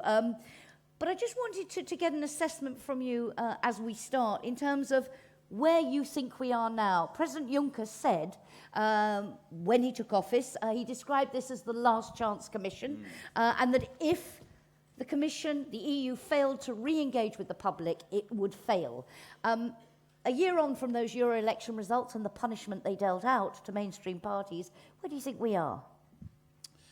First of all, I think when Jean-Claude Juncker said the last chance commission he didn't mean to say that there wouldn't be a commission after this commission. But well, no, indeed. Didier Reinders said there'll be other commissions. Yeah. There will be other commissions, but the question is the commission going to be able to play the role it was intended to play by the treaty, which is to lead in Europe, not just to be the secretariat of the European Council or the servant of the European Parliament, but to have its own political role. And I think if you look at the past 7 months, some of the subjects were already mentioned. If you look at the Juncker Plan, if you look at the Energy Union, if you look at the digital single market, if you look at what we have put on the table in terms of migration policy, we have led, I believe, in political terms. We've taken our responsibility. Of course, the Commission has the right to make proposals, but has not the right to decide on the proposals. But we did take our responsibility in putting things on the table that could actually change the situation in Europe for the better. And you've made great emphasis and great play of the fact that this is a more political commission. We have heard a lot of talk today about, and Gordon Bynai just said in the last session, it was always a rather technocratic project. Many people have said today, if you bang on about institutions, you'll never get the public back. So that is not the way to do it. But when you talk about it being a political commission, what do you mean by that? Well, exactly what we've been doing. If we had... for instance, migration. If I had prepared the plan, just only listening to member states and had looked just for what was acceptable to all member states, instead of taking my own responsibility as a politician, we would have not been able to put this plan on the table. We would have not been able to come up with ideas like the distribution, the sharing of responsibility, in crisis situations. That is a political decision we took in the Commission, knowing full well that this would lead to controversy with a number of member states. I was also very struck by something you said. You gave an interview to the Financial Times last month, and you were talking about the Dutch no in 2005, which we all remember, a shock to everyone. The two of the founding member states saying no to an EU treaty. And you said that your first reaction was they didn't understand me and they didn't love us and I just didn't communicate well enough. But you changed your mind and you now think it's that we're getting some things wrong. You talked about a rethink. What did you mean by that rethink? How dramatically do we have to rethink the way we approach this? Well, you know, my first reaction was, bloody hell, they didn't get it. And then, you know, after a long summer, my reaction was, bloody hell, I didn't get it. And what I didn't get is that the project, as we had always believed would work, didn't work anymore because people didn't believe in a better future. People thought that the best way to preserve their position is to defend what they have, not to go and look for something better. And that is, I think, at the core of the no in France and the Netherlands. People saying, You are proposing change. You're proposing sharing our destiny with people who don't share our ideas about destiny, or who will take something away from us and not contribute to the common good. And so what we needed to do was to rethink this idea of where is our common good? Why have we lost the idea that we're better off together than individually? And I think much of it boils down to a lack of trust in each other and a lack of confidence in the future. So if we don't fix these elements, these two elements, we will not get support for the European project, and we will certainly not get support for the European project by repeating to people, okay, you still haven't got it, we'll say it louder and louder again until you get it. That doesn't work anymore in today's world. But it is something that you still hear quite a lot of people in Brussels say they blame the media. Oh, absolutely. Very easy to blame, you know, if only we got the coverage, it's not out. But also, they also often talk about making people love the EU. And I just wanted to throw something at you, because I've often thought, I don't love my national government or my local authority. I hope they'll do a good job, and I hope they'll deliver public services that we need, etc. But I don't love them. It's part of the problem the EU has, that it desperately wants to be loved, and that is leads it, if you like, into this, you need to, it's sort of thing, you know, people say in relationships, you don't understand me. It's that desire to be loved, and perhaps we need to maybe be more realistic and just see it as another level of governance. Well, that's exactly what it is. And if people love Europe, they love Mozart, they love Shakespeare, they love Truffaut, that's the Europe they love. They don't love the Berlaymont, let alone the European Commission or the European Parliament. If you talk to young people, if they are Europeans, they're Europeans because Europe is their habitat. They travel all across Europe without even thinking about borders, because they don't know what it is. They use the same currency. They take that for granted, and they feel happy with that. But they don't, you know, for things you get in politics, people that get things, they pocket them, but they don't show gratitude to the European Commissioner, to European, and nor should they. What we need to do is to deliver and then accept the fact that people will not show gratitude to institutions for that. But having said that, I also sometimes believe, you know, Europe is looked at in the way Monty Python looked at, you know, the issue in The Life of Brian, when they ask you, what have the Romans ever done for you? When they go into a long list, yes, okay, they brought roads, and okay, what have they ever done for you? And you get this whole long list of things that the Romans did, but still they don't like the Romans. And so don't try and sell Europe in terms of, look at what we've done for you. Just try and sell Europe in terms of what you could do together to get us in a better place. Politics is not about what you did in the past. Politics is about how you can help people dream about the future. And what I think we've lost is the capacity to dream as Europeans. And it's a well-known biological fact, if a human being no longer dreams, he will die eventually. And that's a very interesting point. I'm coming out to all of you shortly. I just want to touch on another couple of things. One of the things the new Pact for Europe report says is that much of, and we heard about, and I think I mentioned it since you've been here, Herman Van Rompuy talked about this gigantic effort, that we have done a great deal, but we've been driven by fear. We've been driven by peering over the abyss and saying, oh my God, now we have to take a decision, now we have to move forward. And the report of the new Pact for Europe argues, if we're really going to succeed, we can't only do things when we're afraid of not doing them. There have to be things that inspire hope, that are done from a positive perspective. Would you agree with that? And if so, how do you get that hope back? Things are still very tough, and particularly in some member states.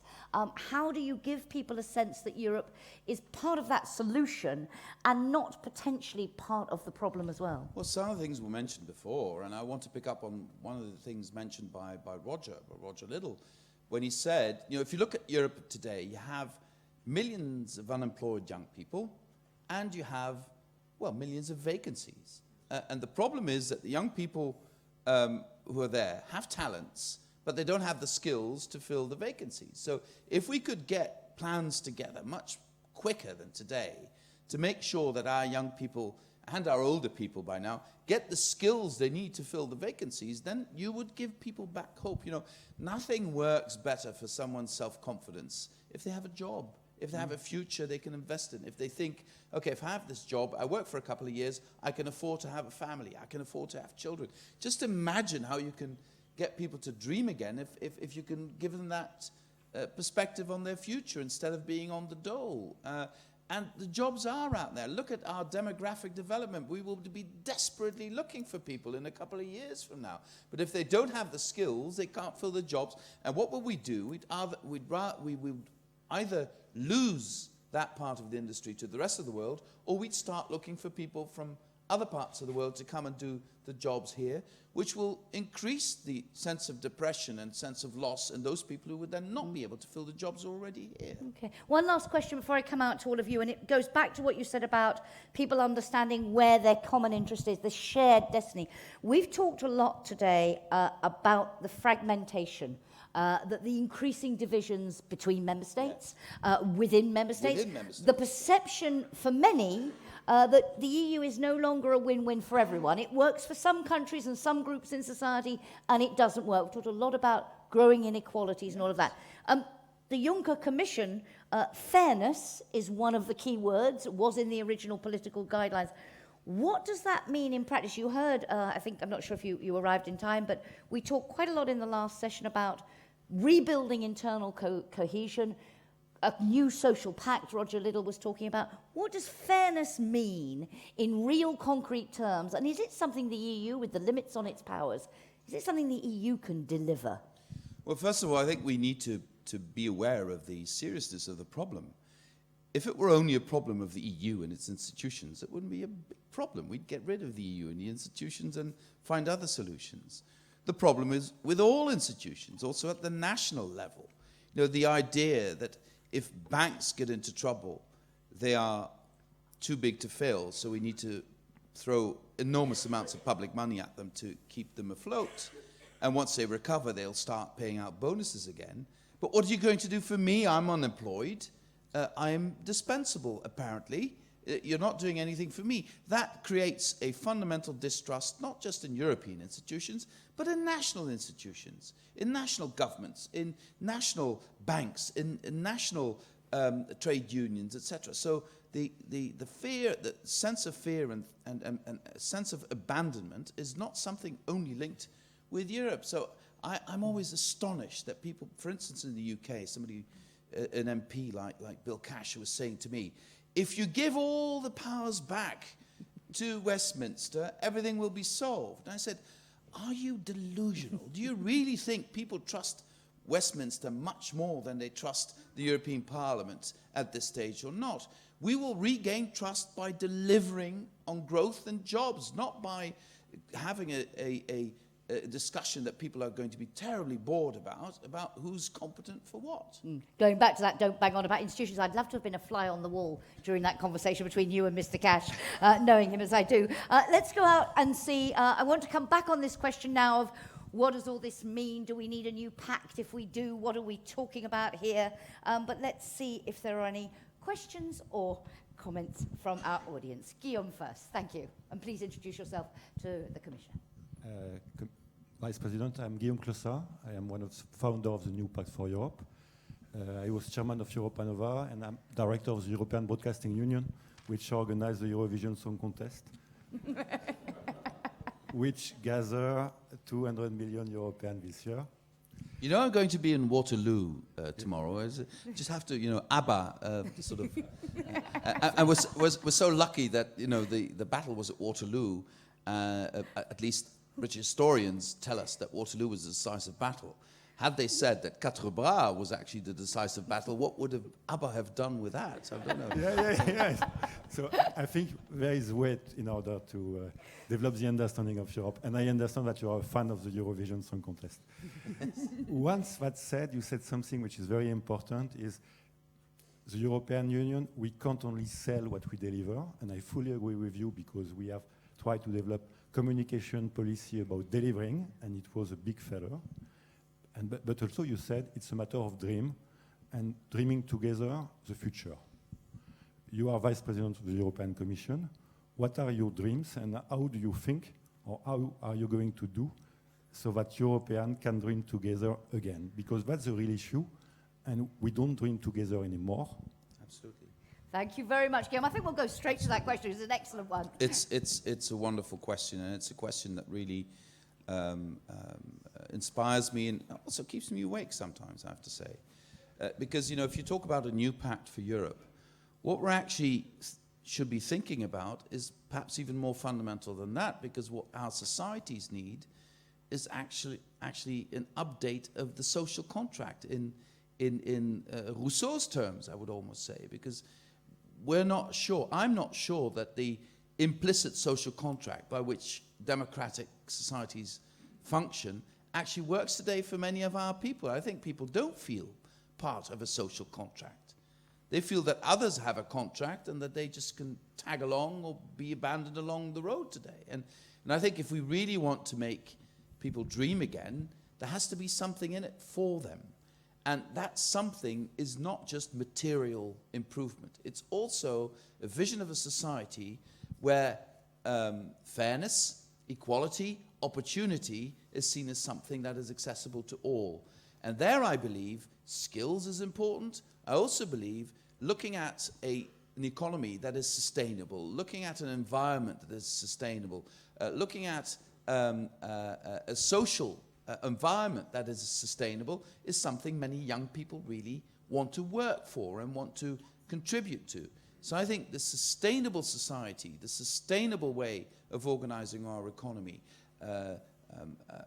projecting our way of life, our values, also across the borders of Europe, instead of being afraid that those who attack our values will invade Europe, is something we need to work on. And I think we can do this jointly. I think there's a whole new generation of Europeans dying to sort of embrace an approach such as this. Thank you very much. Other questions? Yes, please, sir. Thank you very much. Kurt Geisert, I'm a member of the team of external speakers of the European Commission, and I had a group of young people this morning in the Charlemagne building, Mr. Vice President, and they put exactly your question. We have millions of jobless young people, we have millions of vacancies. What do we have to do? Should we improve also the exchange of information systems between labor agency, Bundesagentur für Arbeit, etc., to match better? Okay, let me just take a few now, because I'm seeing lots of hands going up, and then we'll take a group. Is somebody there with a microphone? Thank you. Two at the back there, and then I'll come to this side. Thank you. Thank you, Isabel Schwarz, European Culture Foundation, Amsterdam. We have heard a lot about the regaining trust with the growth and jobs creation paradigm, but I really feel that there is something substantial missing in that discourse, and that is Europe living up to its morals, living up to the values that it claims to have also in its treaties, and that it presents itself also when engaging with other continents.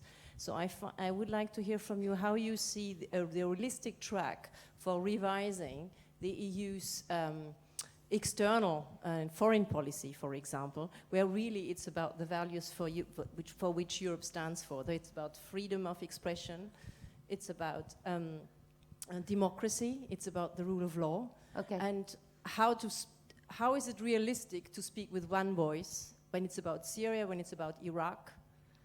Thank you. Okay, thank you very much. And if I could link that also to something in terms of the report, which is, we've talked about less today, but one of the elements of supportive union in the Pact proposals was the EU's role as a democratic watchdog within the EU, yes, in defending its own values with its own members. But if I could just add that into the equation. Lady at the back there, please. Yes. Annette Godard van der Kroon, Ludwig von Mises Institute Europe. I have a question. In 2008, we organized a conference on better regulation, and I think we were the only one in Brussels. And what I want to see and ask is the Commission going to commit really better regulation, not only to against red tape, but also the regulation that is too complicated, too difficult to read, and that is also one of the objections of populists. Okay. Okay, thank you very much. There are quite a range of questions there, so let's take this set if we could to make it manageable for you, and then we'll take another round if that's okay. Well, I think if in terms of matching young people and jobs, I think there's much more we could be doing today. If you look at what we have developed for the higher education, Erasmus programs, that should also be elaborated for vocational training. It should be elaborated for secondary education. It should be elaborated for more skills-oriented jobs in industry, in the services as well. And I think it would be great if you could create mobility across Europe on this basis. There are some bilateral programs, but frankly, they're mostly one way. The bilateral program, I think, between Germany and Spain, for instance, is sometimes felt in Spain as demeaning, in the sense, well, they just want to create brain drain from Spain to Germany. Where if you could create this as a circular program, where people would travel for a year or longer to different member states, and not just one way, then perhaps you could create a bigger momentum. At the same time, we have to realize that in certain areas of our economy, labor mobility will always be more limited than at higher levels of our economy. And the policy you develop would have to be realistic about the amount of labor mobility that is possible. On the positive side, I believe, I'm a strong believer in the circular economy. I think the circular economy, we're not doing enough in it, but I think the industry is waking up to this. Politics should be waking up to it, but it's too slow. But if you accept the premise that our industry in the future will see products they produce as supporting a service they provide to consumers instead of the other way around, then you get a complete different paradigm in terms of skills people need, etc. And I think that would be a great opportunity for young people. And I think the Commission should be working on plans to make this happen more quickly. The other question about our international responsibility. Here again, I think it starts with the values as we see them internally and as we apply them internally. I think it is, bear with me on this, it is, to me, one of the biggest challenges we face is to analyze why a part of our own young generation, born here, raised here, is completely removed from our values and the way we see our future, and is completely absorbed by an ideology that propagates death and destruction and murder. How is it possible that so many thousand Europeans from France and the UK and the Netherlands and Belgium are inspired by an idealism that asks them to kill other people, that asks them to wear bombs and blow up innocent people? What has happened to us that this could happen in our society? I think if we can find an answer to that question and find a way of preventing this from happening and helping these young Europeans to have a dream based on values, on the respect for other human beings, on the respect for the essential humanity of the other, even if they are different, then I think we will have found also part of the solution for the problem you raise about projecting our values outside of the European Union. How can we pretend to know what our values are and to project those values towards others outside the European Union if we are today not even in a position to convince our own youngest generation of the importance of those values and keep them within the remit of those values? And on the point about better regulation, when you launched your agenda, you said we are determined to change both what the union does and how it does it. How fundamental is this? I mean, this is quite a revolutionary thing within the institution as well as more broadly. And how does it fit, if I can link it back to our broad topic today, how do you see that fitting into this broader aim of regaining public support, business support, wide support for the European Union? Well, we had the strongest support for the internal market, for European cooperation, for everything the European Union used to do, came from small and medium-sized enterprises. They're completely disenchanted with the European project today. Everywhere I go, in every member state, I get the same set of criticisms. too cumbersome, too complicated, can't bother. It's preventing me from doing what I do best, and I spent too much time in administration. I'd rather export to Saudi Arabia. That's easier than exporting to Germany. These are the things we need to solve. I want, at the end of my mandate, I want SMEs across Europe to say, hey, things have really improved. They got the message. We now have less administrative burden. We now have more European rules instead of 28 different national rules. We now have more buy-in of our views when the Commission prepares rules. We can now see on a website when the Commission proposes something, it's going to be up for public consultation for a number of weeks so that we can have our contribution. We can now actually discuss the impact of what the Commission does before something is adopted. I think these things are things we can actually do. It's not that difficult. I only hope we can convince the other institutions, the Parliament and the Council, to follow suit. Thank you very much. Other questions? I'll come round. Hang on a second. Bear with me. Ooh.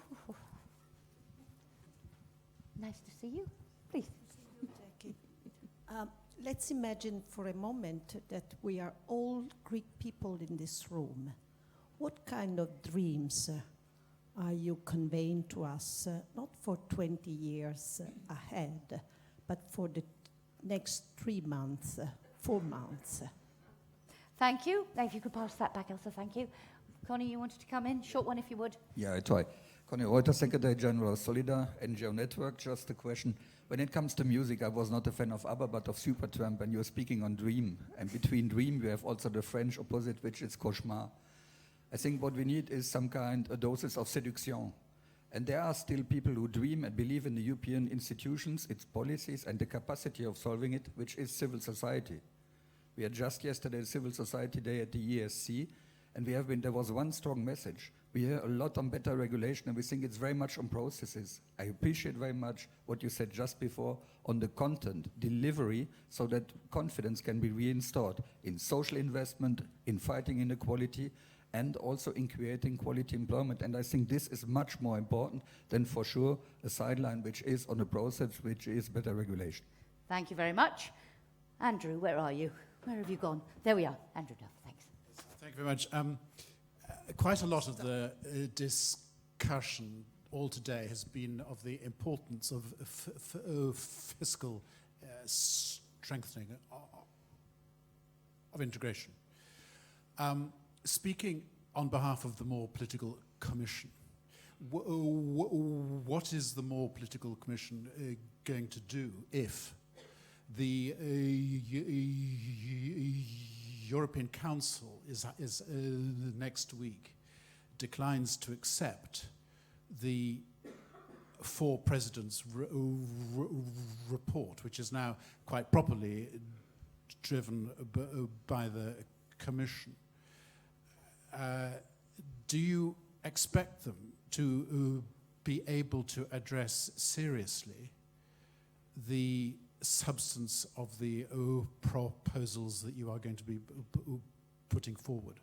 And which sort of links the question about the Greeks, because that danger that, of course, it will all be overshadowed. Finance ministers this week, what happens there, all overshadowed by that. Let's come back on those first. Yeah, it's always funny to hear a very experienced politician asking another politician to answer a what-if question where he knows precisely that the politician will say, we don't answer what-if questions. But to start with that, obviously, the future of the way the Economic and Monetary Union will be structured is something that we'll only be able to debate once we have clarity on a number of other issues. If you really want to move that ahead, you can put some ideas on the table. But, looking at it from my perspective, many member states will first, as was also the case in the previous discussion, will first want to know, hang on, what's happening with Brexit, what's happening with Brexit. So I can understand that the immediate urgencies have precedence, especially with the leaders of member states. On the first question, I think we would be helped if there would be a bit more honesty in the debate on Greece as well.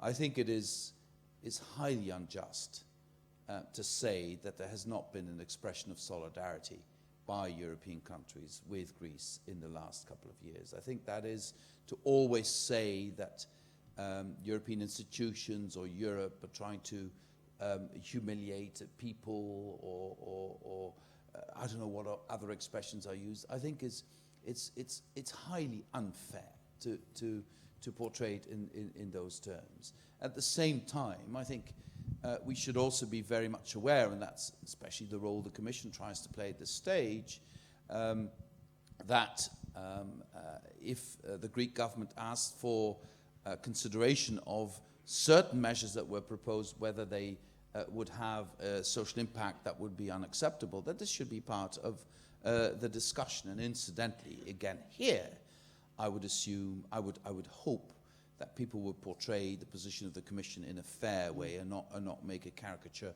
of the enormous efforts Jean-Claude Juncker has undertaken in the last couple of weeks, and he deserves praise for that, I think. So if you say, what hope is there for Greece? There is hope for Greece. Obviously, the mid-term and long-term perspectives are not as bad as people sometimes think, but we need to come to an agreement on the short term if we want to be in a position to look more openly at the long-term situation. But I would call on all people involved in this to not make a caricature of the situation, nor of those people who are trying to be helpful in this very, very complicated situation. Okay. If I could just link that to our discussion on the new pact, call it what you will, I mean, grand bargain, new pact, and whether it's between member states or with citizens. I mean, do you believe there needs to be some setting out of that relationship once we get over the immediate crisis, obviously the focus now? And if you do, how can you persuade, given the tone of the debate, given some of the wounds that have been inflicted by this, and as I said, not just for a sense among ordinary people, but between member states, that loss of trust, how do we rebuild that? What is the key? And how important would that be to get this bargain, if you like, working again for everyone? Well, you know, I think we need to be very practical, and I think the previous panel gave some correct indications of where we could see results. I think if we can get this energy union really to function, that would be an expression of solidarity, but it would also be the paradigm for our future energy policy. We will need a different energy policy. We will need to limit our dependence on fossil fuels. We will need to make the energy transition anyway. So it's better to do it in an energy union. That would be quicker and more effective than do it individually. Secondly, I do believe the Juncker plan is off for a good start. I also agree with the fact that capital is not the problem, but projects. And I do see some very interesting projects coming about now, and I believe that could also be the basis for some more optimism in the European economy. I also believe if we are able to find a template for how to deal with migration issues, which is going to be extremely difficult anyway, whatever next week's decision will be, then again, Europe will show that it is able to solve a problem jointly. At the end of the day, a longer period of sustained economic growth, even if it's not going to be huge economic growth, is probably the best news we can find. But is this going to be solved only at the European level? Again, I go back to my initial comments. If national politicians and European politicians continue to think that this is just a European problem and not a national problem, they are completely wrong. You can only fix this at two levels at the same time, which is the national level and the European level. Okay, just on the question of delivery, and you've emphasised, and everyone today, from Herman Van Rompuy this morning right through the day, has talked about how do you regain support? You deliver results, and if you deliver results, people see the benefits. But do you think, and we've talked a lot, and the report talks a lot about how ambitious we need to be in terms of that delivery?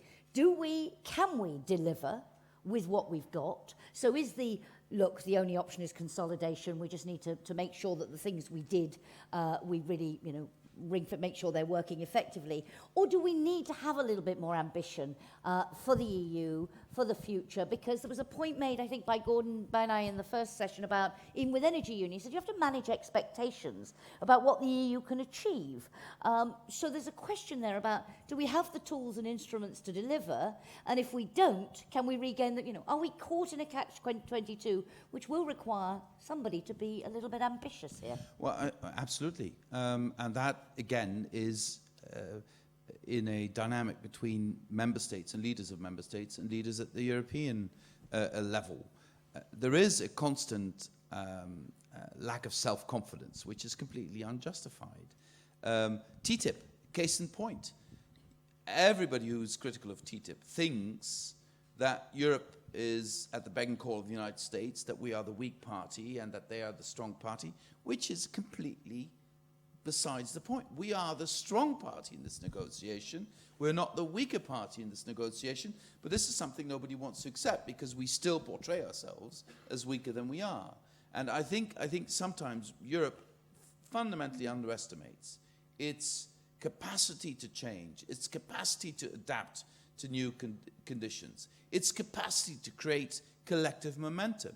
But if we start being divided, then of course we will be weaker. But if we can maintain even a minimal level of unity on certain issues, be it the internal market, we've been far too relaxed about elements of what I would call neo-protectionism in the European Union. We need to make sure that we protect and reinforce the internal market. We need to make sure that we use this potential better than we do today, and it is less complicated than we sometimes think. Why do we do ourselves down in that way? I'm always very struck that if you get speakers from outside Europe, they will come and say, many very positive things and about the EU, about Europe and its performance. We always focus on interestingly, like comparing ourselves with the US, and then we say, we don't want to be like the US. We have our own social model, we have our own way, but look how terribly we're doing. There was a question relating to China earlier. Why do we beat ourselves up so much? Well, because I think because this is the first time since the Second World War that especially the middle classes seriously doubt whether their position will be as good or better than tomorrow than it is today. And this is a paradigm change, and we have a lot of psychological difficulty dealing with that paradigm change. And I think these fears, let me be very clear on this, are not unjustified. The problem with these fears is not that they're unjustified. They are partially justified. If we don't get cracking, we will see a loss of position. We will see a weakening. We're in the Gatto Pardo element when Tancredi says, if you want things to stay the same, everything will have to change. And it is very, very simple. If we don't change the paradigms ourselves, others will change them for us. And that's not going to be better.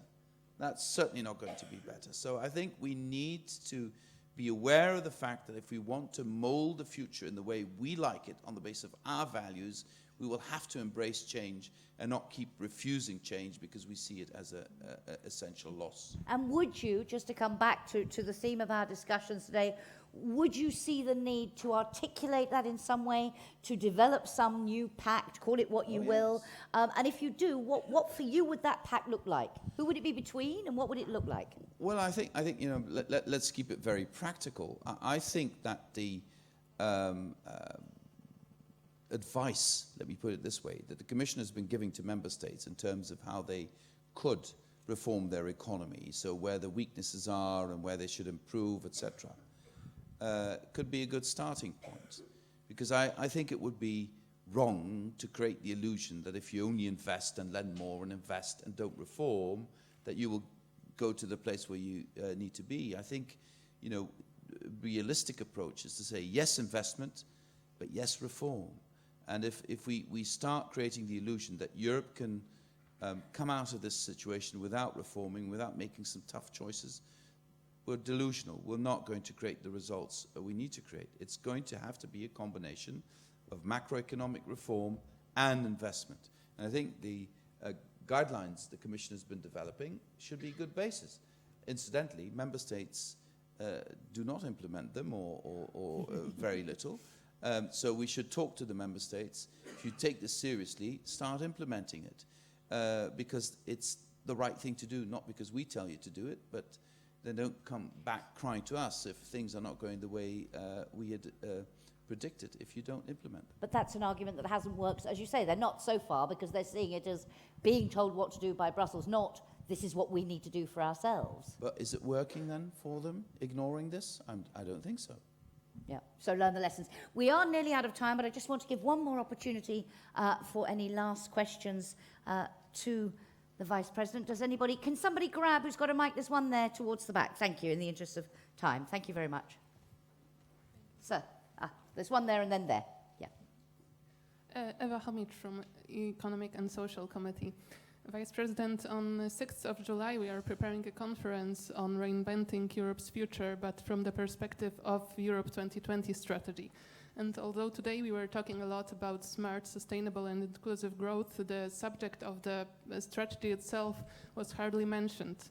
And so we know that it is not delivering the expected results, and now it's under review. The Commission was supposed to present the results in March, but it was postponed until the end of the year. And maybe you could give your own personal views on the Europe strategy, Europe 2020 strategy specifically. Okay, let's take a couple because we are nearly out of time. Sir, 3 rows back, if you could. Thank you very much. Mr. Timmermans, my name is Milos Labovic. It's funny because we met for the first time at the Palace of the Dutch Queen as when you were a state secretary, and later when I worked in Belgrade, you visited as a minister, and now that I work in Brussels, you're here again as a commissioner. You're stalking him! You can't get rid of me, can you? Indeed, it's it's one day maybe I wanted to say we can write an unofficial autobiography. But we can start by having a beer sometime. I think that's exactly. At the same, all jokes aside, first my compliments for your first months, especially for not doing a lot of things which are very logical here in Brussels. I think like the working program, which only contains some proposals, but also the interinstitutional agreement which was proposed now. And it is about the second one which I have a question. The interinstitutional agreement also has a passage on transparency, and especially the trialogues. And I think it's one of the elephants in the rooms that even though the treaties say that all debates have to be in public, well, in fact, they're not really, because the trialogues are behind closed doors. I wanted to know, do you think this is something that which will be addressed during your mandate? Okay, and can I broaden that? Transparency was also discussed in several sessions today in relation to discussions in the Council. More broadly, TTIP, it was mentioned in relation to that. How important is it? Again, it was a leitmotif or a deep motif of the Juncker Commission when you started. Just to broaden that, how important will it be? First of all, on the issue of Europe 2020, I think, of course, you're asking for my personal views. Any views I express here will not be seen as personal, I guess. No such thing. But I do want to pick up your challenge. I think what we discussed earlier about getting people the skills they need to be able to have meaningful positions in the economy that is to come should be one of the main activities of the European Union in the next couple of years. I'm also a passionate believer in the potential of the circular economy, because I do believe the circular economy is a justification in itself, not for sustainability, not just for the environment, simply because that's the way in which the economy is developing globally, and if we catch on to that early, we will reap the benefits earlier. And I do believe, the whole thing that you present, for instance, a car not as a thing you want to buy and to have, but transportation as a service that you want to be provided to you, and the restructuring, rethinking the economy around the service you want to provide is going to be exciting. It's going to be exciting to the extent that it will shape our future in a way that people can really start dreaming again about having an economy that does not need to deplete nature and that does sustain itself also in the long run. So I truly, strongly believe in that, and if that could be part of the future strategy, I would at least do my utmost to have it part of the future strategy. These two elements, just to mention two. In terms of transparency and in terms of the trilogues, let me start with the trilogues. I've been instructed very clearly by representatives of the European Parliament and the Council not to have an opinion about this, because that's not my place to have an opinion about that, because they decide that. So here it is. If they want to do that, let them explain it to you. Don't ask me to do that. The Commission will do its utmost to be as transparent as possible. We have done that. We've put unprecedented amounts of documents about TTIP on our website. Everybody would recognize that we're doing a lot better than before there. I can't speak for the Council nor for the European Parliament. They should decide for themselves how they want to do this. But I can make one promise: the Commission will lead, and whether others want to follow or not, we will keep leading on this and be more and more transparent. We will put all our proposals on the website, not just primary law, also delegated acts, and parts of the implementing acts will be put up for public scrutiny. So you can count on the Commission in terms of transparency. I hope the example will inspire other institutions to do the same. But I also, my experience until now is we will need a lot of feedback from member states, a lot of contact with our stakeholders, because the temptation in Brussels to sort of cuddle up with all stakeholders, not just the three institutions, also the NGOs and all the other interested groups, the tendency is to say, why change things? Aren't we happy as it is? And to forget about the people we do this for, but to think we do this, for ourselves in our environment. I think we need to keep in touch with our customers. We need to keep in touch with our citizens. We need to do this for the people who have to work with us, and not just for ourselves. One very last question, Mr. Vice President. It's a question I've been asking people all day. You talked about the fundamental challenge being to tackle the lack of trust, to give people confidence in the future. If of all the things we've talked about, if we are to give people back that capacity to dream that you spoke about so eloquently, one thing, one priority, one focus we need in the coming months, years, if we're going to do that in 1 minute? Well, I think we, usually, usually all the generations are inspired by younger generations, not the other way around. And if we could get our youngest generation, not just the happy few who went to university, etc., but if we could get broadly the younger generation at a level where they know that they have the skills or can get the skills to be part of a winning economic model in the future, then I think we could turn this thing around. If we can get the younger generation to believe in their position, whatever choice they make in Europe of the future, then we can turn these things around. So skills is going to be, education is going to be. I'm talking about subjects where the Commission is not primarily responsible, but I believe we will fail on so many other things if we can't get education right, if we can't get vocational training right, if we can't get young people to think in terms of, oh my God, I can get a job there, and if I train here, I can go there. We need to do that. And we were talking about lack of trust, lack of contact. One of the biggest challenges in today's Europe society is that we only talk to people like today, frankly, who actually agree about these things before they start discussing. And we are always talking to people who agree with us. The Eurosceptics are also talking to each other because they agree with each other, and we lack contact, especially in the youngest generation. I have two children in their 20s, two are younger, but two in their 20s. One is very highly educated, is very happy with the situation as is and with his environment. The other is less well educated. She's much unhappier with the situation as it is. She has to work much harder to get where she needs to be.